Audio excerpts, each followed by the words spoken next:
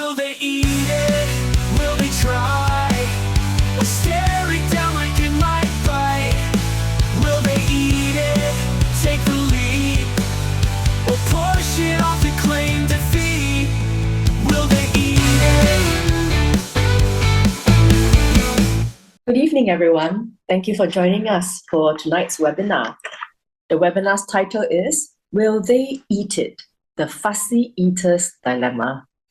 Today's webinar is co-organized by CHILD, the Center for Holistic Initiatives for Learning and Development, a research center under the Xueling School of Medicine, National University of Singapore, and SunCare SG, a charity focused on the well-being of children and youth. I'm Xueling. Tonight's webinar is being recorded, but please feel free to send in your comments, your questions. We're most happy to help address them. And let's welcome Assistant Professor Keri, McCrickerd, Deputy Director, Research and Development at CHILD, and Assistant Professor at the Center for Behavioral and Implementation Science Interventions at the NUS Xueling School of Medicine. Hi, Keri. Hi, thank you so much for the invitation to join you tonight, SMSN. I am a fan of the webinars. I love watching them, so it's a pleasure to be here tonight. Thank you.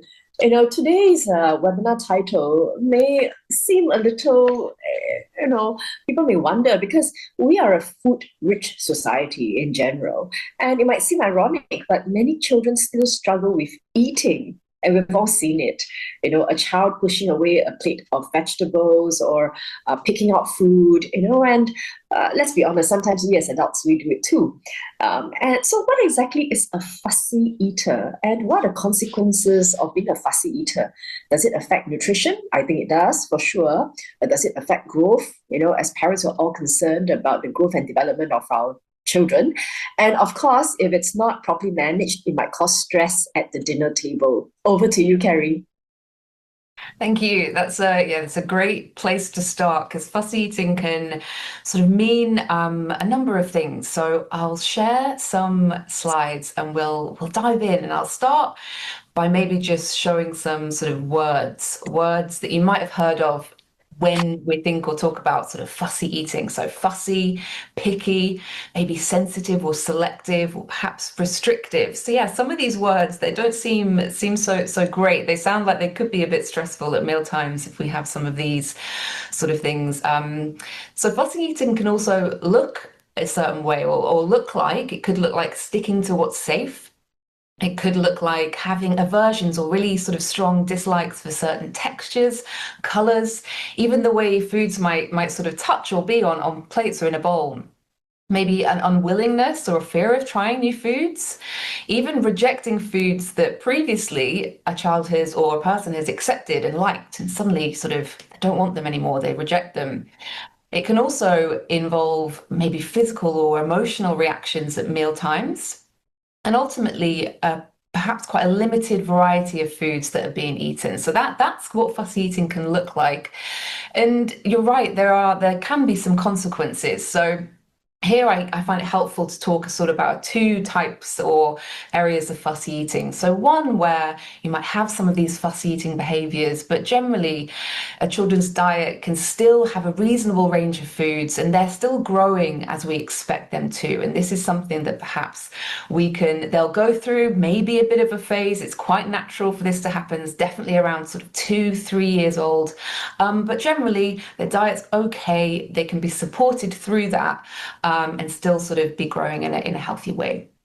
But for some children, and this is sort of much more a minority of children, there can be more cause for concern and sort of consequences. So when a diet is very restricted, so maybe very few foods are accepted or eaten, there's a risk of nutritional deficit, like deficiencies. So not quite having enough of the nutrients that children need to grow well. And so they might not grow in a healthy way. And this can be quite stressful. Fussy eating in general can be quite stressful, but particularly when you're concerned about perhaps how your child is developing, and meals can be stressful for a family and for the child as well. They can find this really quite stressful, this experience of fussy eating, when it's quite extreme. So yeah, great question to start with. Back to you. Thank you, Keri. And what do we know about the eating behaviors of our young children in Singapore in general? Do we have patterns that you see from our local research and experience? Yeah, so they are sort of a growing interest in what children are eating in Singapore and how they're eating. And here we can often look to the Gusto cohorts, the Growing Up in Singapore Towards Healthier Outcomes cohort, which I know we talk about quite a bit on this webinar series. And so in Gusto, some of the researchers do ask about fussy eating. So they ask this with a questionnaire that's used sort of all around the world. And it involves questions like, my child, do they decide he or she doesn't like a food before tasting it? And so parents can report on these sort of elements of fussy eating. And we see that this exists in that cohort, a variety of fussy eating sort of behaviors, but generally when the children are 3 years old, it's not associated with their sort of growth. So although fussy eating is there, might be quite common according to this sort of report, it doesn't seem to be consistently linked with growth in this particular time. We also know from Gusto quite a bit about sort of lifestyle patterns that involve aspects of diet. And this is something that the Gusto team have done quite a lot of work on. And so a recent one of the Gusto studies has shown that in 5-year-old children, it's identified a few different types of lifestyle patterns that involve their diet. So we can see patterns that involve something that maybe is quite a positive thing of children's diets, so high vegetable intake, low screen time use. We see patterns in children's lifestyles that involve them being very outdoorsy. And we also see, though, patterns in some children's lifestyles, and quite a few of these children who their patterns include sort of quite a lot of discretionary consumption of sort of foods that are not the healthiest and high screen time. And this particular group, what we see is that they're more likely to have had parents whose diets might not be the healthiest as well. Also, that they tend to have a lot more control over the food that they're eating when they're 5 years old. They're snacking more often between meals and having television time as well. So this sort of pattern is associated with other aspects of their life and maybe their food environment as well. There's another study I also want to just share a bit on, and this is a recent sort of survey that was sent out to over 1,000 parents here in Singapore from some of the team that have recently produced some guidelines around feeding in Singapore. And what they've done is they've asked parents to tell us about your mealtime, and they see a few different things, and maybe some of these things that our parents listening will relate to. So many of the parents were reporting that their children who are between 1 and 3 years old actually do receive at mealtimes food from all the essential food groups, though also this includes processed foods. We also see that many caregivers report, yes, they experience mealtime struggles, okay? And in particular, if we look at just the sort of percentages, we can see that when children are a bit older, they're 1 to 3 years old, there's quite a jump in the amount of people or parents saying, yes, we experience mealtime struggles. Nearly 1 in 3 or a third of the parents reporting here. We also see that they report a particular sort of priority for their meals, one that is that their child really eats enough. So this is something our parents really care about when they're going into feeding. I really want my child to eat enough, and maybe that's part of what we're experiencing some of those struggles around as well. This is the top priority for parents. And finally, something that maybe isn't so surprising, or maybe it is that quite a lot of our children and our caregivers are using screens at mealtimes. So 30% of children who are very young, 1 to 3 years old, and also almost 30% of caregivers too. And we know that in our very most recent guidelines for screen use, this is something that isn't recommended. So this is a bit of a snapshot. I think maybe some of our parents might relate to some of this. Thank you, Keri, for sharing those insights. A fundamental question some of us as parents may have is, why are some children just so fussy about food, and why are they so selective? Will they grow out of it? Is there a reason why they are so selective about food? Yeah, it's a good question. It's sort of this related to this idea, isn't it, of our fussy eaters? Are they born or are they made? Is this something that we're born like, or is this shaped and sort of maybe influenced by our environment? And so I can share a bit of research that will shed a little bit of light on this and maybe be some insights for parents who might be wondering, how is this happening? Where is this coming from?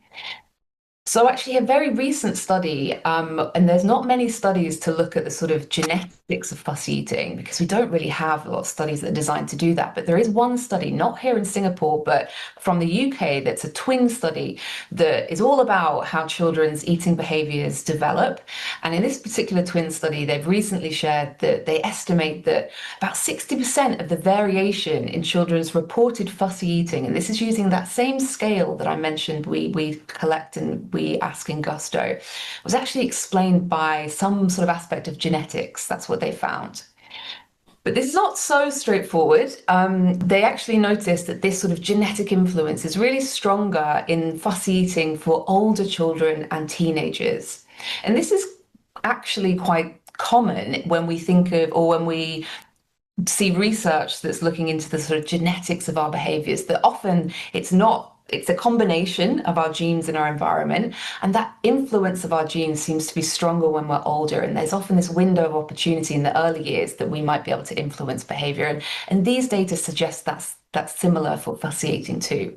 But it might also, and this is something that the authors of this paper kind of hope, it offers also maybe a bit of comfort to some of those parents of maybe children who they really have been struggling with this sort of picky eating for quite a few years and really unsure why. Maybe they feel they've done everything that they've been asked to and tried, and sometimes whatever you do, it might not be enough to influence because there are some genetics in there. So we also know, though, that there's children's preferences that we can kind of see from very early on in their life. And so this is sort of some classic examples of research that has shown or tried to expose very young, actually newborns, to different basic tastes. And what this research showed very consistently is that there's sort of a universal liking for sweet taste, as you can imagine. So when babies are given these tiny drops of sweet taste, they're expressing this sort of like for food with their facial expressions.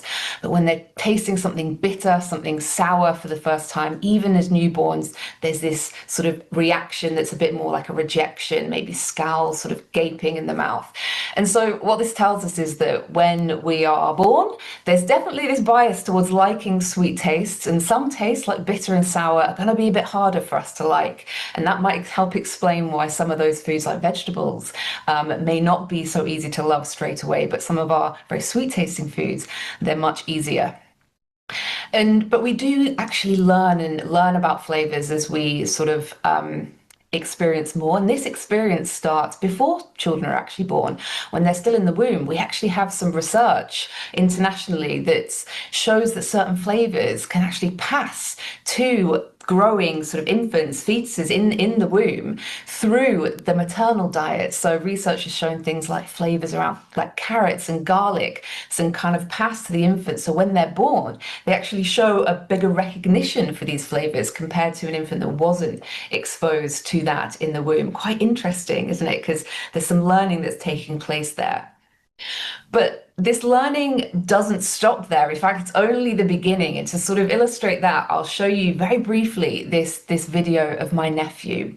So this is my nephew actually taking his first ever bite of food. He's just turning 6 months old, and you can see it's green. He's quite curious, seems ready to eat, going in there despite not knowing that maybe that's not what he's expecting to eat.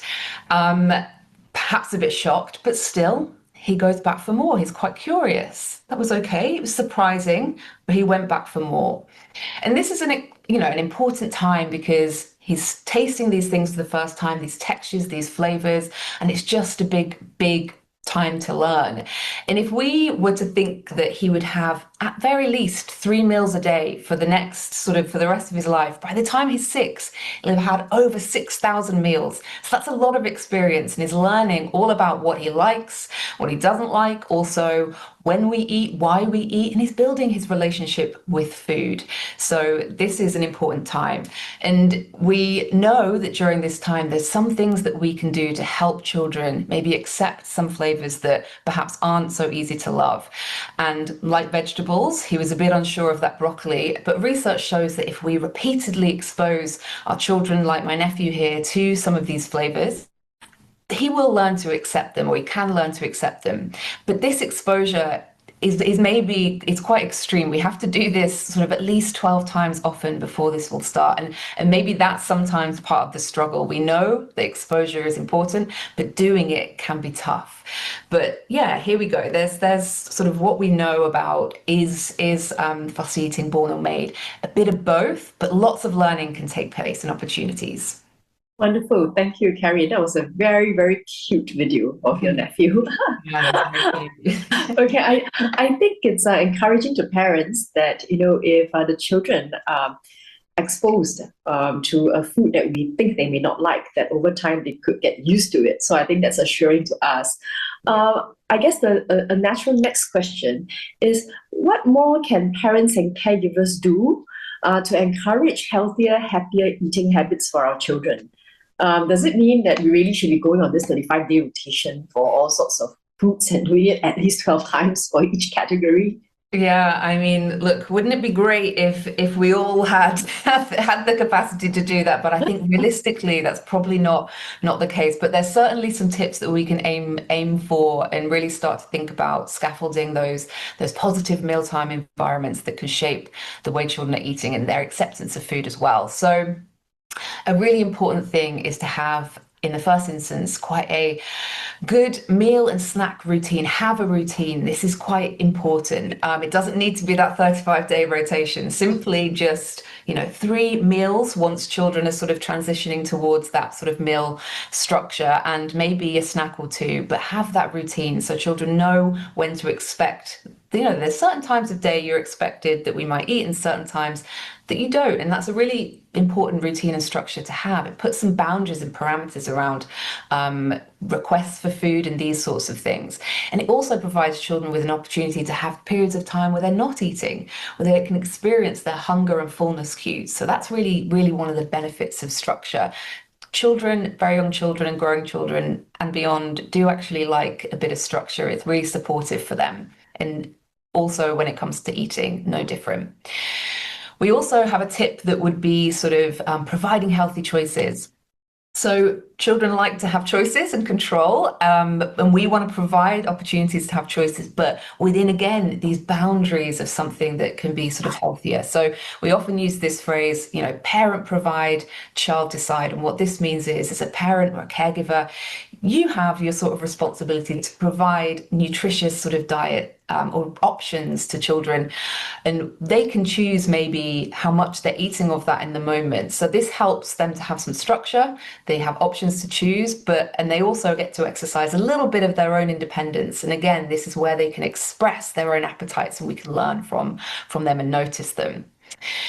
Another really important thing is to be a very consistent role model.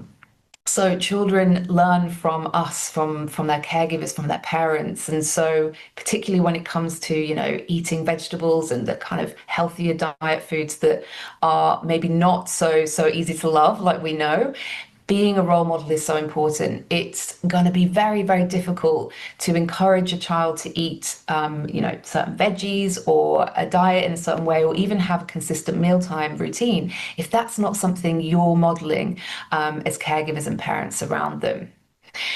If you want to encourage a bit of sort of interaction around food, a bit of interest in food, especially if there's a bit of apprehension there, involve children in food prep in a way that's safe, or even if it's just watching something prepared, that can spark a bit of curiosity perhaps, expose them to things even before they get to taste them. And then when it comes to vegetables, sort of a tip that we can give is actually, because we know they're not as easy to love, we can introduce them first, we introduce them often, and as far as possible in variety. Sometimes it's not so easy to get access to or be able to provide lots of variety, but whatever you can, 1 or 2 types, often offering them, try most meals, give them a small amount. It doesn't have to be a big amount, just a small. Remember, it's about that exposure. That's a great way to be trying to introduce and promote acceptance of vegetables, as long as you're also trying them and eating them too. We also really advocate for removing screens from meals and snacks, and I'll just explain a little bit why that's important shortly. And another tip, or a reminder, is to acknowledge that this stuff is really hard. It requires consistency and sort of patience. And so don't be hard on yourselves when it goes wrong, because it won't always go to plan. So celebrate those small wins when it comes to sort of feeding with your kids, because yeah, it can be tough, especially if you're trying to change something that wasn't happening before.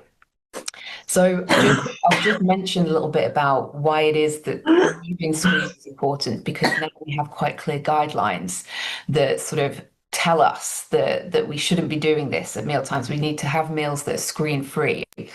And that's because feeding, well, for a few reasons, but one of the key reasons is feeding is a back and forth sort of interaction. So this is my nephew again. We'll just go back to him. He's trying his food for the very first time, this broccoli.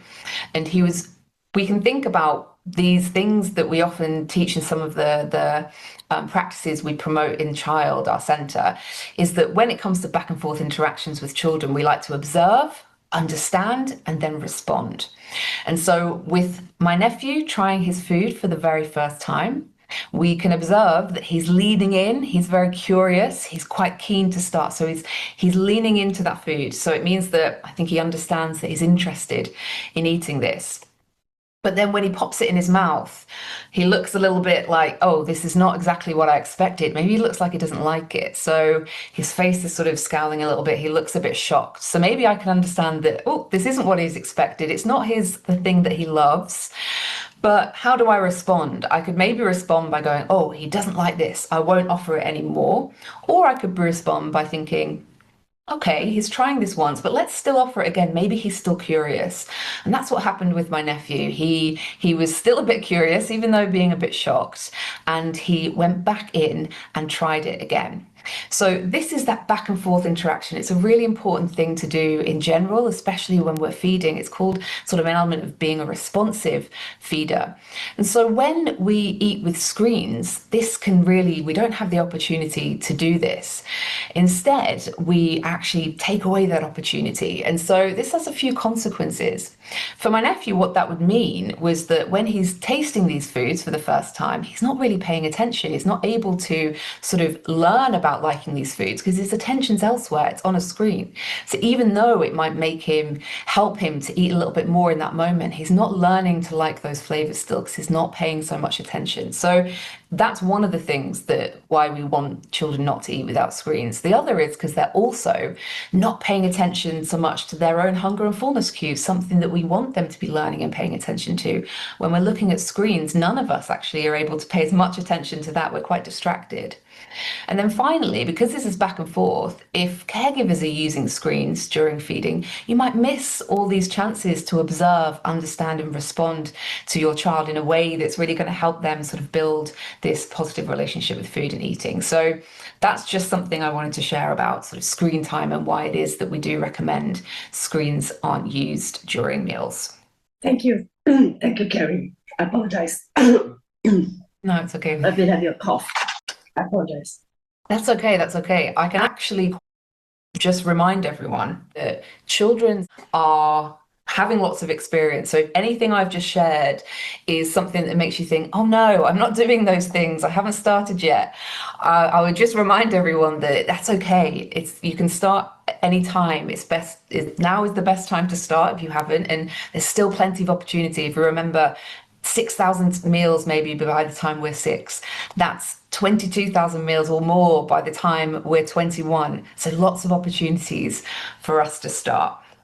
What tips and resources could you share with us that can help us? Yeah, that's brilliant. I can share some resources, and I'll also bust a few myths versus science that we've been through. So I think we've covered some of this already. So fussy eaters, they're not born. They are born, not made. That's maybe a myth. Well, actually, it's neither true or false. We've seen that there's a combination of sort of our nature and our nurture contributing to fussy eating, but there's a lot of some of this shaped through our environment still. The only children of fussy eaters, I think SMS Sun pointed out at the beginning correctly that no, this is not true. We can be a fussy eater even as an adult too. And sometimes that starts in childhood and does sort of seem to persist a bit. We also, fussy eaters are always underweight. This is something that is false. So we saw that some of our fussy eaters, they still have a healthy body weight, which means they're probably still eating enough to sort of grow in a healthy way. And that having a healthy body weight means that you have a healthy diet. Well, this is something that is false, because we can have a healthy body weight, but it doesn't mean that our diet is healthy. We can still have a diet that maybe is high in fat or sugar, but maintain a healthy body weight. We might not be eating the right nutrients that mean that, aspects of our diet is less healthy. Finally, fussy eating, is it just a phase? Well, for some, it's a phase, but for others, it's not. So this is sort of not completely true here. So if you're concerned about a fussy eater, what is it that you can do? Well, if we just pop back to this, for most sort of fussy eating, children will still eat a reasonable range. They will grow as we expect them to, and you'll be able to support them through some of those tips that we've shared. But for some children, this is a cause for concern. If you're worried about your child growing well, maybe having not having such a restricted diet that you're worried they're not getting the right nutrients, or that meal times are just such a difficult time for you all, that may be a time to contact your GP, go to a polyclinic and sort of request for a bit more support. And there's a few resources and links that I can share here with everyone, and maybe towards the end we can reshare this if you're interested, which would be some of our links out there. So we can go to the Parent Hub, where there's resources for parents and caregivers, and this Parent Hub is actually updated quite a bit. When new evidence comes out with this sort of Singapore context, it will be updated. So there's already sort of information there about how to reduce screen time, for example, even around meals. There's also a webinar that's based on our Gusto data that you might be interested in going to. This is by Associate Professor Mary Chong, who's the one that leads all of our nutrition work stream in Gusto and is responsible for all of that great work. She's got a webinar that shares a bit more about the Gusto data. We've also got the Singapore Feeding Guidelines, something that's quite new, and you're able to go and access those guidelines. It's quite a big document, but there'll be some tips and some recommendations in there for you. And there's two sort of resources from different, some of our healthcare providers. So in NUH, there's a very specialized feeding clinic. There's some resources there that you can access. And also Sing Health, through their website, there's some resources there too that are focused a bit on picky eating, sort of what it is and what might you do if you're concerned. So there are some of the resources that you can access. I think we can leave this up. And when we're ready, we will maybe be able to go into some more questions. Thank you, Keri. So I think one of the main concerns that parents have is with regards to vegetables. And even I myself, I remember having to play helicopter games and aeroplane games and all sorts of transport games with my child, just to soup the vegetables into her mouth through a spoon, or try to entice her or distract her so that she would eat vegetables. Do you have any suggestions for our parents? I do recognize what you said earlier about trying to get our children into a routine, rotating it, making sure that they're exposed to, vegetables as often as possible. But what if we've tried all that and it still doesn't work? Yeah, it's a really good point. So you're right. There's all those things we can do, the variety, vegetables first, often and repeatedly into small amounts. But yeah, what happens if you're sort of doing that, but still they don't like them? Well, first, they're just to recognize and remember that this happens naturally. It's not an easy thing to like vegetables sometimes. So just keep trying. And maybe perhaps it's useful to sort of think that when you're trying, to be calm, or try to be calm when vegetables are rejected. I know that that's very easy for me to say and less easy for us to do in the moment, especially if you're faced with lots of these rejections. But, it can really help as well, because children, they learn a lot. And especially when they're growing, and one of the reasons they might be sort of rejecting some of these foods, even when they've been exposed quite a lot of times, and maybe they've tried them previously, so it's also a way to exercise a bit of control and to test some boundaries. So to be able to perhaps be calm and expect that, okay, this rejection might happen, give it a small amount so that maybe you're not so worried about sort of waste. But they can learn from that calmness that this maybe isn't an area that when I push that boundary, I'm going to get these reactions from, but I recognize that that's not easy to do. The other thing is to really sort of say that if everyone's trying these things, that's great, but really look to yourself. Are you eating those vegetables every day and it's part of every meal as well, and modeling that? If you are, fantastic, keep going. If you're not, that might help as well to do that, so they really see that this is something you're doing too. Getting kids involved in preparation. I know that some people even sort of grow things like microgreens to sort of spark a bit of an interest. It's something that you can do in a very small pot, that you can see this grow and maybe eat that, and it's something that can spark a bit of curiosity. Something we sort of recommend, and we do this in some of our sort of programs with children, is we use our five senses to explore new foods. So this is a way to be exposed to something like vegetables without having to even eat them yet. So we've got five senses. When we see and look at a new food, we can see it. Let's describe, what does it look like? Then maybe, what does it smell like? What does it feel like? Get in there, have a bit of a feel. Even, what does it sound like, perhaps? You can do all of those things before you even have to put it in your mouth. And so this can be one way to sort of help with that exposure, but in a way that's less scary than you have to eat it. It can be messy. It can be maybe a bit inconvenient, but these are some of the things what you might want to do to encourage this sort of, exploration. Thank you, Keri. And some of our parents had related questions. It's not necessarily all about vegetables, I learned.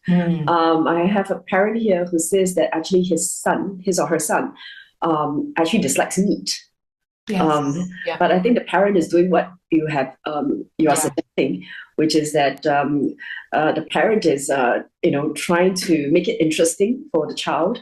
Trying all ways and means, maybe the next step is to experiment with what you just mentioned, which is to describe the food, to make it interesting, to spark his curiosity.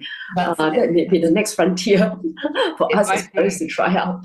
Exactly. I know, and meat is quite an interesting one, and because meat has quite specific textures, and sometimes that can be something that is a bit troubling for children. The texture, the change in texture, and so it's definitely tricky. You can try that out, and of course with proteins, introduce some others as well in the meantime that can maybe help feel less concerned that they're not getting enough of the right foods. Indeed. There is also a concern that some of us as parents have, which is that we may not be the only caregiver in the family for the child. Yeah. So, for instance, we may have a helper, we may have grandparents, in-laws who stay with us, and grandparents of the children. And for instance, even if parents may want to feed the child vegetables as often as possible, it may not be done to the same extent by another caregiver, say the helper or the grandparents. What should parents do in such situations? Yeah, this is really interesting question, and something that we've been learning quite a bit about in some of our programs that we've been doing and developing in Child, and also in partnership with Suncare, where we've been working with grandparents and also domestic workers around sort of caregiving practices. And feeding comes up a bit, and so does this idea of sort of a disconnect sometimes, a difference in beliefs and practices between different co-caregivers. It's a real challenge. And so, I mean, I guess there's no sort of easy solution, but I guess there's a few things to do. Obviously, in the first instance, if you're the parent and it's sort of you're the one maybe setting some expectations, it's to make sure you set those expectations really as clearly as you can. It's possibly one thing I would recommend is that obviously communication is key. That's a big part of this sort of issue, and an understanding, and trying to reach a mutual understanding of how you're going to agree to do this. And so one thing though that often maybe happens, and this is that perhaps these conversations around feeding and what's working, what isn't working, and what I believe or what is against what I believe, often or sometimes come about in the heat of the moment. But perhaps what we can do is take a step back and recognize that, hey, this is something that I really care about, and that I want this structure to be happening for my child, and for our family, and that you're a really important part of this, part of the family and part of this structure. So making a really intentional effort to set aside some time outside of that kind of potential conflict zone of mealtime, and when everyone's feeling calm, where you can have this discussion and plan and sort of come together to try and communicate and come to a shared sort of understanding of why this is important. I know, again, that might sound easier said than done, but that's definitely a great starting point to recognize you do need those conversations, those alignments, and bring it away from the mealtime, which can be quite stressful, and do it in a time where you're all calm and ready to listen to each other. An interesting question has popped up. Instead of a parent now, we have a preschool teacher. Yes. And she's asking a question about how parents sometimes feedback that the child eats vegetables in school, Yes. but is not eating vegetables at home. So Yeah. what is the school doing right that we as parents are not doing? This is really interesting, and I've heard this a lot as well from preschool teachers and also from parents, and I find this really interesting. So something that happens in preschool that's really great is their structure.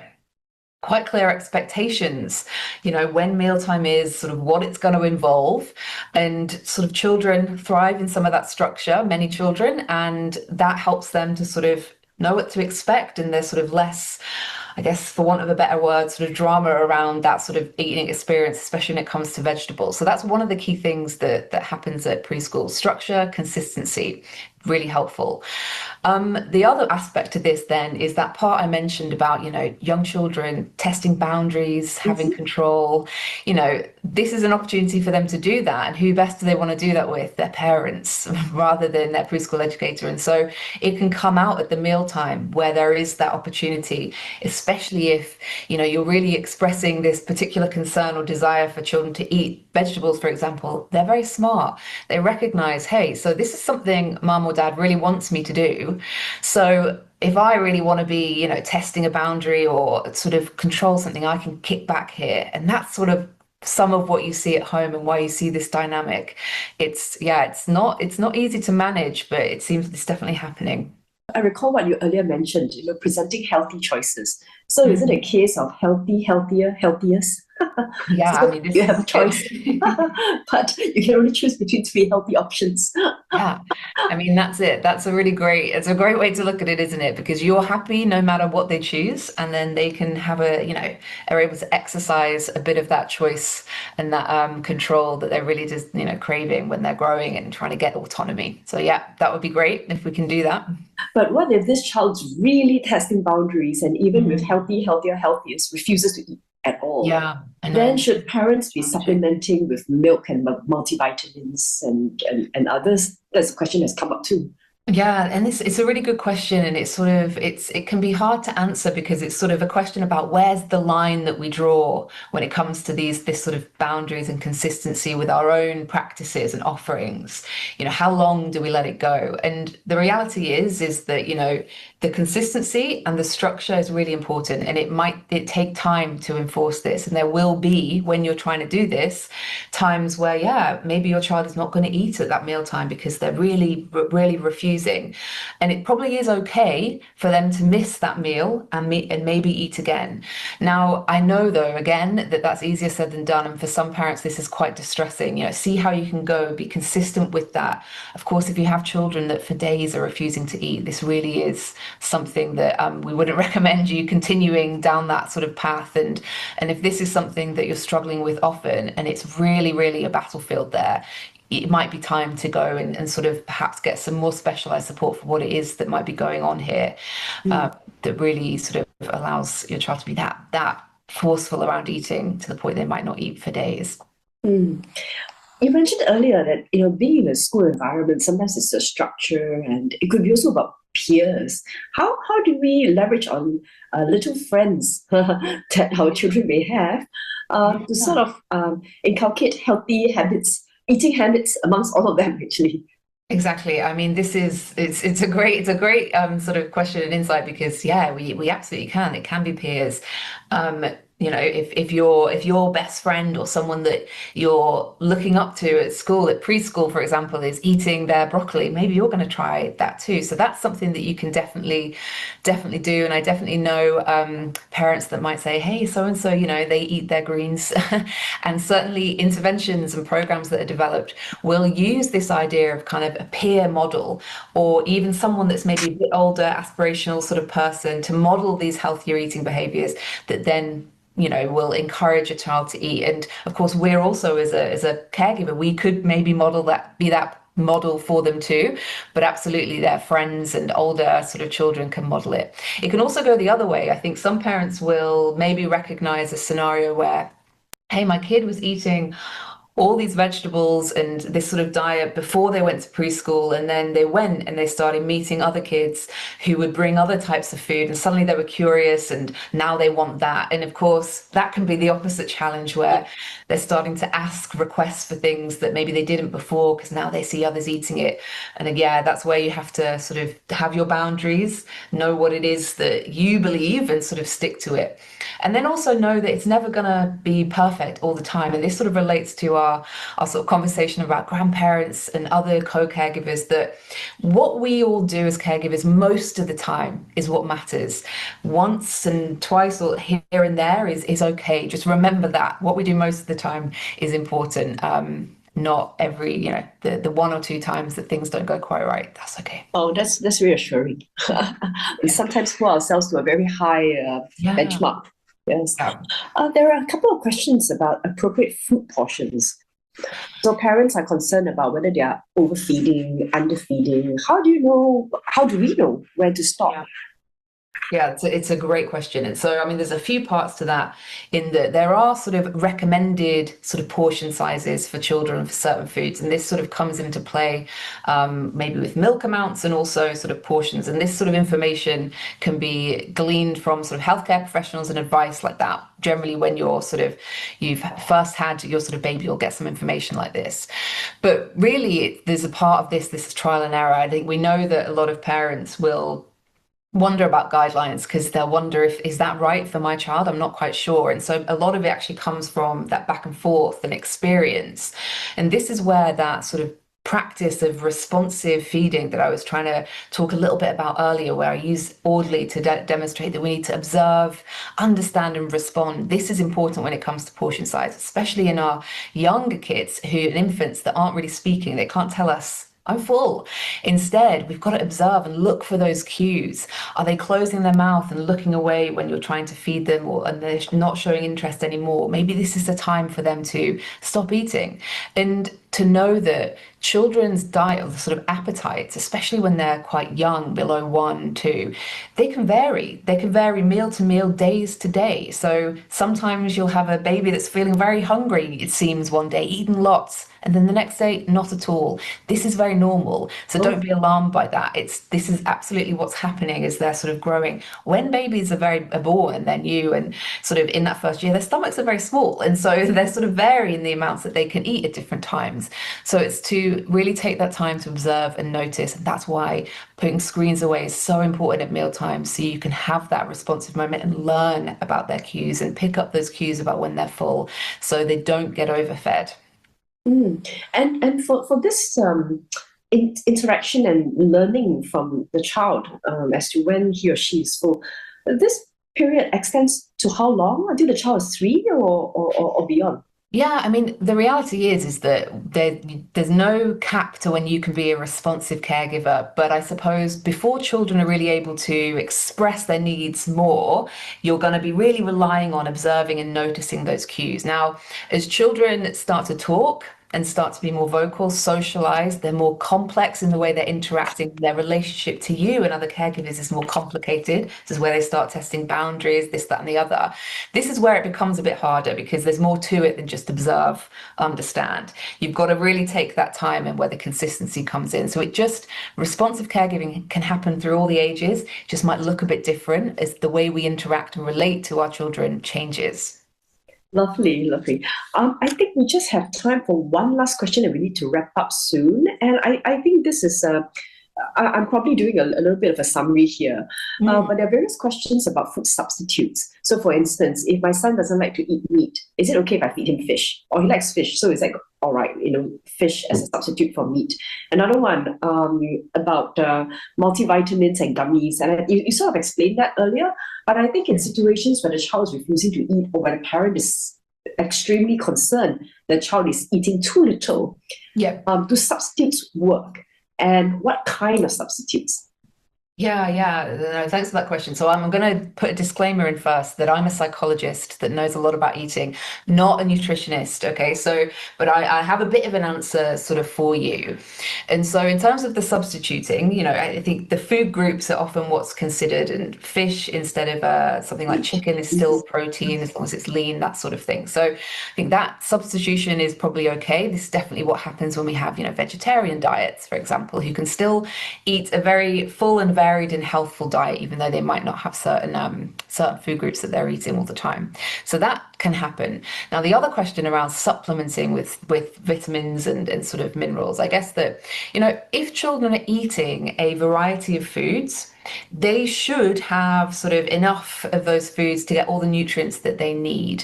Now, if you're really worried that your child is not eating enough, that they might have deficiencies that would require some of these supplements, I would definitely go to a sort of a GP or a doctor to see if that's true.